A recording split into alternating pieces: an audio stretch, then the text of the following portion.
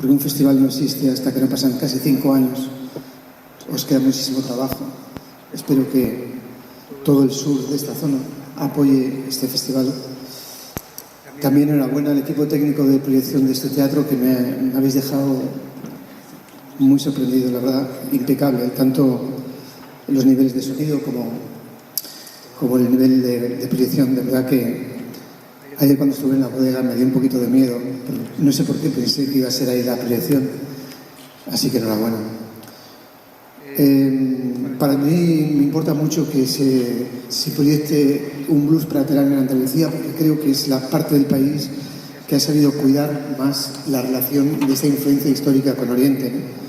Así que está muy bien ubicado dentro del festival, te lo agradezco muchísimo, os lo agradezco mucho, y cada vez que se proyecta en Andalucía para mí es un punto de curiosidad muy grande de saber cómo reacciona el público. Pues ahora te lanzo la primera pregunta. Te decía que efectivamente es que un blues para Teherán, ¿no? Parece que lo etnográfico ya lo arrastraba, ¿no? Porque está la memoria de Persia, bueno, de Irán, está la música como vinculada a la cultura popular, a la raíz, para saber quiénes somos, ¿no? En este ahora, sin perder de vista la identidad. Todo eso está en un blues para Teherán, ¿no? En ese diálogo continuo que vamos de la mano del protagonista, entre comillas. Para mí hay dos protagonistas, el protagonista, el personaje principal y la música, ¿no? Que son los dos personajes que nos llevan de la mano, los dos y los conductores, ¿no? Pero está todo eso, y entiendo que no ha sido fácil el pensar un documental que rinda homenaje a una tierra que nos dio mucho en su momento. Ayer precisamente, fíjate qué curioso, ayer proyectamos La vida perra y hablábamos sobre ese Tánger internacional que fue como una especie de Babel, ¿no? Donde todo era posible, donde la libertad era otro enfoque, ¿no? Diferente a este. Pero aquí haces todo un homenaje a la cultura popular a través de la música y a la memoria. Pues gracias.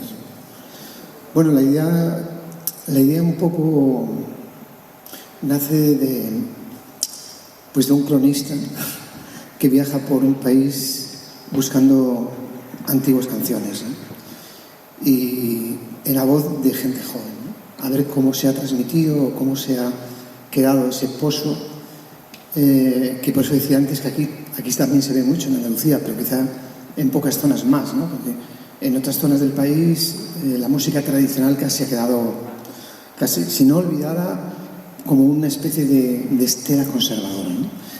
No es el caso de Andalucía, por eso, y no es el caso de Irán, donde la música y la poesía está a pie de tierra, Entonces, en ese viaje con gente joven, a ver cómo cuidan de su música tradicional y también cómo la interpretan, también estaba preguntarse, que no juzgar, sino preguntarse por qué un país con una cultura milenaria se organiza socialmente o tiene una organización social compleja, ¿no?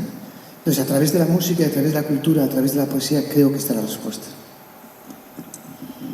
¿Y cómo fue el montaje? Porque lo estaba viendo, digo, tuvo que ser bastante complicado el montaje, ¿no? Estructurar las canciones, lo que has querido contar en cada momento. Por ejemplo, a mí la parte que más me enternece es ese padre hablando de los hijos y de las hijas, ¿no? Como introduces ahí precisamente esa cultura milenaria y la deriva misógina, ¿no? O patriarcal en la actual Persia, es decir, la actual Irán. ¿Cómo fue ese montaje? Bueno, el montaje fue muy complicado. Incluso antes del montaje, todo lo que se ha subtitulado de todas las traducciones, porque está en 3 idiomas, está en Talesi, que es una comunidad casi pegando con Azerbaiyán, muy desconocida y con una riqueza musical y una lengua estupenda, muy rica. Está en Farsi, en kurdo. O sea, primero el laberinto Después tiene 2 montadores. Una es Julia Juániz, que vimos en Málaga cómo se le rendía homenaje a una de las grandes montadoras del cine español, montadora de Carlos Saura, de Víctor Erice, y después se necesitaba otra visión más, un poquito una visión incluso diferente, casi poética, ¿no? que pedía el montaje, y ahí Sergi Díez es uno de los grandes montadores. Aquí lo hemos visto en todo el cine de Isaac y la Cuesta, en La leyenda del tiempo, en fin. La verdad que muy largo el montaje, pero muy emocionante, y la verdad es que quizá esa fase fue la que a mí me hizo pensar de dejar la radio, ¿no? Porque era un nivel de concentración que luego ir a hacer guiones y producir programas de radio me costaba muchísimo, ¿no? O sea que el montaje tiene mucha culpa es un nivel de concentración y también de interés, y adictivo, completamente adictivo, que siempre quieres más. Y de hecho se podría haber hecho otro montaje, se podría haber hecho otra película con Los Descartes, pero realmente, bueno, pues a fuerza de afinar y de ir cerrando, bueno, pues tenemos lo que tenemos. Bueno, en cierto modo a lo mejor lo has respondido ya, pero por si acaso, elegiste Irán precisamente por ser un lugar que todavía preserva la cultura popular a través de la música y la poesía. Bueno, cuando la editorial Larousse me pidió que escribiera un libro sobre las 100 películas mías, pues a la hora de empezar a escribir película a película, no eran las películas más importantes del mundo, ni las mías, sino aquellas que me quitaban la pereza de ponerte a escribir, ¿no? Que es un esfuerzo importante. A la hora de elegir lo que iba a ser tu primer largometraje, que cuando estás haciéndolo no sabes ni siquiera si lo vas a acabar, no sé, tenía que ser con algo que yo me sintiera bastante seguro, ¿no? Entonces, más que homenaje a Irán, lo que hay es un reconocimiento al cine que a mí me ha influido, ¿no? Que a mí realmente me ha dado, no sé si la técnica, los recursos, el músculo suficiente para enfrentarme a un largometraje, que es algo bastante duro, bastante difícil, ¿no? Y luego Irán tenía todo aquello que a mí me mueve, por lo menos, que es leer poesía, la cultura, la música.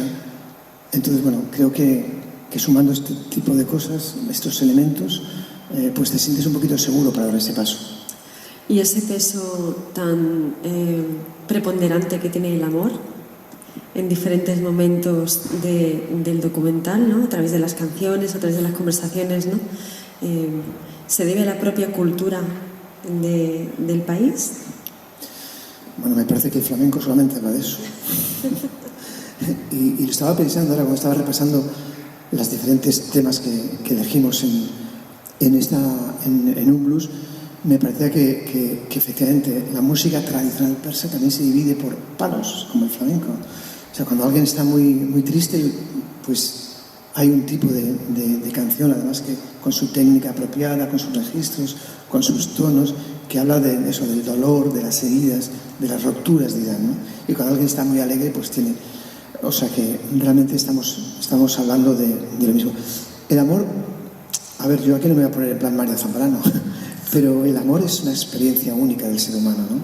Es la que nos hace realmente convertirnos en dioses, en diosas, ¿no? Te olvidas de todo, te importa que el gazpacho esté más salado o menos salado, que toda la carne esté más pasada, si realmente estás en ese punto, ¿no?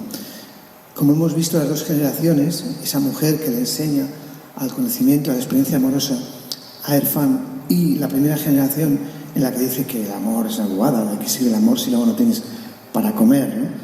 Entonces es ahí donde creo que un país necesita libertad, una sociedad necesita libertad y un ser humano necesita libertad para construir esa experiencia, porque si no es con libertad y con verdad, supongo que el amor se convierte en literatura, ¿no? Y el peso de la mujer, porque es esencial. El peso de la mujer es esencial. Es fundamental. Está prohibido en Irán, en la calle pública, tener cualquier roce con una mujer. Entonces, bueno, aquí hay muchas cosas pequeñas en la película, claro, que cuando se proyectó en Filmoteca Española, el embajador iraní casi se va, ¿no? Porque aunque todo me parece, bueno, que es sutil, la verdad es que hay cosas como una mujer en la cocina, una madre, con la melena suelta y cantando y tal, para un iraní es duro, es fuerte, ¿no? Pero ya una chica joven decantándose porque ¿qué hay de subversivo? No, ¿qué hay de pecaminoso? Dice, para una mujer para que cante, pues te está poniendo la paranoia de estos países donde la religión hace tanto daño, ¿no? A meterse en la vida privada y en la sociedad civil. Ahora voy a preguntarte por ti como ese cineasta que está. Hemos cerrado el episodio. Que está en ciernes, ¿no? Que está, ya es una realidad, pero que, como nos acabas de decir, ¿no? O sea, el séptimo vicio, ya has cerrado ese episodio de tu vida, ¿y ahora qué? ¿Qué es lo siguiente de Tolentino? Bueno, pues también dejé la universidad hace tiempo, y el instituto, y las prácticas de Radio 3, y muchas cosas, ¿no? La vida se va componiendo de etapas, ¿no? Y creo que sin ningún tipo de vanidad, creo que hay que saber cerrarlas, ¿no? Cerrarlas yo creo que incluso cuando en el momento en el que quizás más dulce, ¿no? Porque la verdad que todo el equipo del séptimo vicio acaba de ganar los premios, yo creo que muy importantes muy importantes en programas pequeñitos como el séptimo vicio, ojo. Entonces, bueno, pues ese es el momento de cerrarlo, ¿no?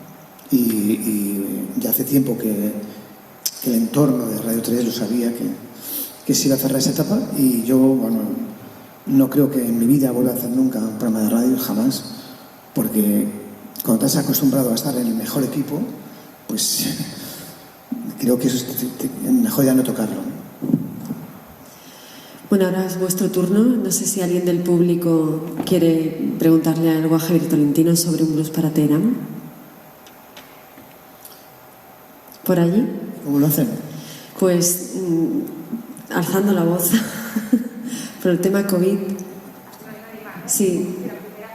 Lo primero, Javier, darte las gracias por esa cartografía humana que más allá de la gente nos ha acercado a los paisajes de Irán y a eso que parece el patrimonio en riesgo, que es mucho más que la música en este caso.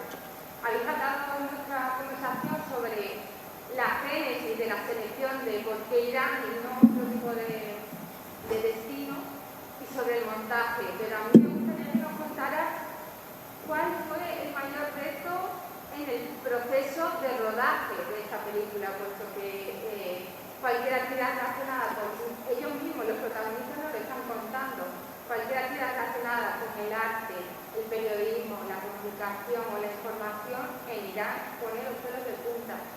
¿Cuál fue el mayor reto en el proceso de rodaje de la película? Gracias. ¿Quién eres? Laura Mesa. Gracias, Laura. Creo que nos conocemos de hace tiempo.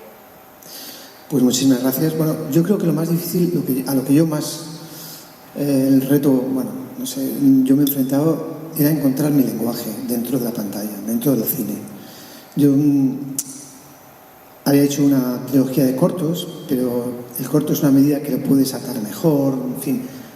Y un largo, encontrarte con el lenguaje cinematográfico que tú quieres, con tu tempo, con tu cadencia, con tu estilo, con tu forma. Porque, bueno, sí creo que es reconocible cuando yo escribo, si alguna vez tenéis algún libro, algún texto mío, o cuando vi en la radio, o sí ahora cuando veo la película me reconozco, ¿no? Me reconozco en el lenguaje, en la cadencia, en el tiempo, y eso no es debido a mí, o sea, eso es debido a un equipo de producción, de montaje, de todo tipo, bueno, la construcción del sonido y de la música en esta película es... Yo tenía miedo a eso, porque claro, yo procedo más que de la imagen del mundo del sonido, ¿no? Entonces tenía bastante tensionadas a Verónica Fon y a Tere Núñez, que eran las depositarias en principio de la construcción sonora y de la música. En el caso de Verónica, por ejemplo, estuvo muchísimos meses en la Albufera de Valencia con sus equipos de grabación, grabando a los mirlos sobre todo, porque luego ella tendría que coger la misma tesitura, intentarlo por lo menos, y poner su voz igual que en los pájaros, ¿no? Igual con la misma sinfonía, con la misma tesitura, con el mismo registro, ¿no? Y es desde el principio de la película es lo que de alguna manera va construyendo eso que yo quería, que es la cadencia, ¿no? La cadencia que tiene un blues para Terán, y que yo siempre que he hecho radio, intento tener esa cadencia, pero claro, una cosa es el sonido y el texto, y otra cosa es la imagen, que eso es algo bastante complejo. O sea, que realmente mi tensión, por decirlo así, mi estado nervioso por crear esto era encontrar el lenguaje, ¿no?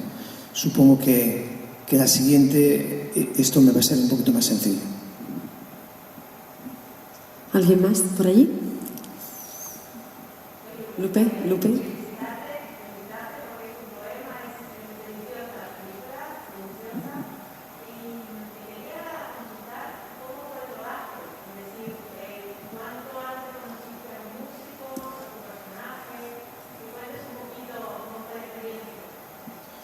Gracias, Lupe. Decir que esto es un poema, pues después me voy a tomar un vino con toda la cuadrilla, ¿no? Porque está bien.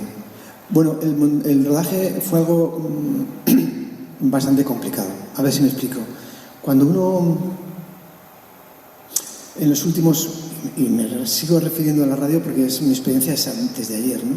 Cuando uno hacía entrevistas en el Séptimo Vicio en Radio 3, sin papeles, sin nada, sin guión, sin todo esto, pues la gente te preguntaba, ¿no? ¿Cómo es posible que, bueno, pues de alguna manera una entrevista puede durar 15 minutos, pero es el resultado de 30 años de oficio, ¿no? De alguna manera, ¿no?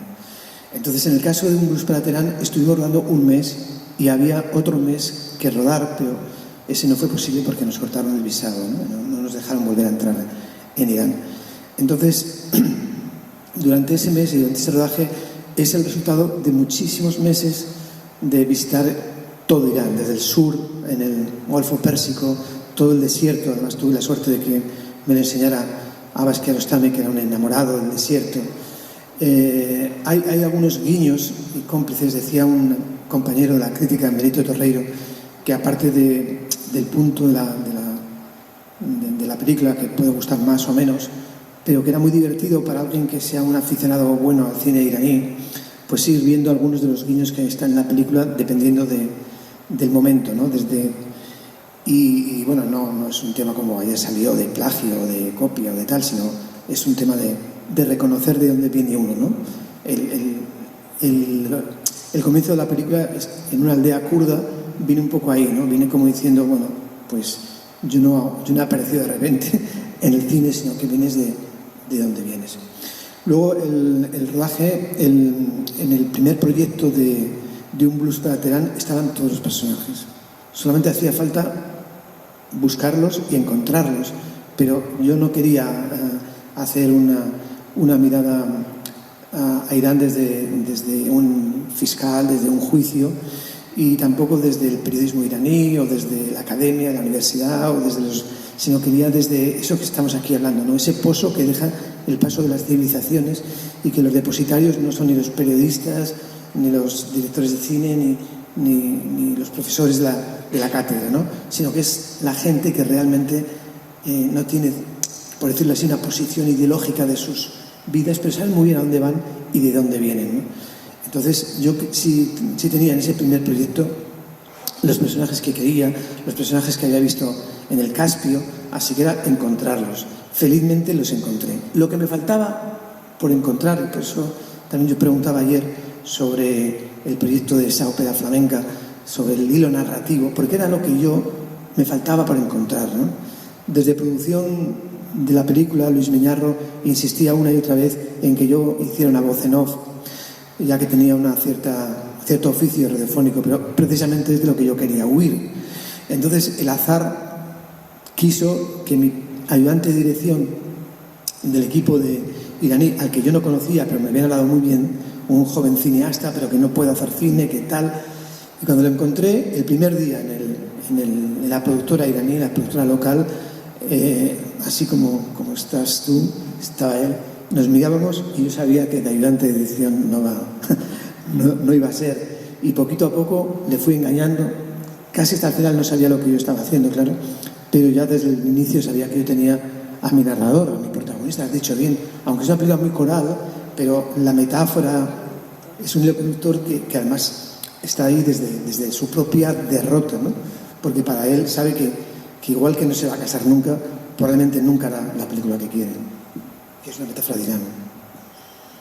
¿Alguna pregunta más? Bueno, pues muchísimas gracias a todos vosotros. Os invitamos a que esta tarde tenemos a las 7, está aquí el equipo de Patrás y va a tomar impulso, y nos vemos a las 7 en la clausura, en el cierre de esta primera edición del Festival de Cine Flamenco Etnográfico de Jerez. Muchísimas gracias a todos vosotros, a todas vosotras por la compañía estos días, y un aplauso, otro más, para Javier Tolentino.